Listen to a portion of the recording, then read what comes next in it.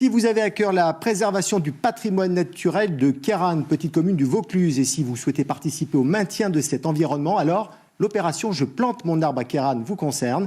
Moyennant 30 €, vous pourrez planter et parrainer un arbre. Explication Frédéric Poré et Dalila Iberaken.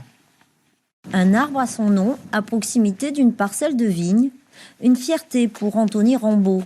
Il le retrouve facilement grâce à la géolocalisation via le site internet des vignerons de Queyranne. Donc le premier, c'est pas celui-ci. De plantation de ton arbre. Le cognacier, lui, il est en partie haute là-bas.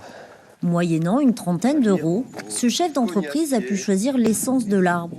Laurent, le vigneron, s'est chargé de la plantation et assume l'entretien. Parrainer un arbre, pour Anthony, c'est s'intégrer au village. Un arbre, ça exprime une certaine pérennité. En plus de cette biodiversité dans laquelle ça va venir participer, il y a une pérennité. Cet arbre, il va rester là de génération en génération. Donc il y en aura pour nos enfants, peut-être nos petits-enfants. Et puis, oui, ça exprime une certaine force. Au-delà de l'acte symbolique, cette démarche s'inscrit dans la charte paysagère et environnementale du cru Queyranne. Les vignerons se sont engagés à planter 1000 arbres d'ici 2025. On va estimer que les arbres seront visibles à l'horizon de 5 ans. Donc si on ne démarre pas, il ne peut pas y avoir un jour un changement de volet paysager. Donc, l'idée en plus est de fédérer les vignerons dans cette démarche. Et je peux vous dire que les vignerons jouent le jeu et ont bien compris l'intérêt de favoriser nos volets paysagers. On était dans une période où beaucoup de vignes s'est plantées. On a fait des grands morceaux plats avec peu d'arbres.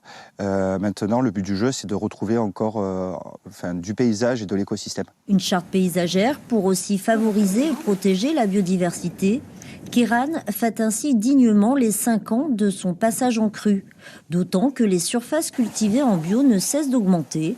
Elles représentent 40% des surfaces viticoles de la commune.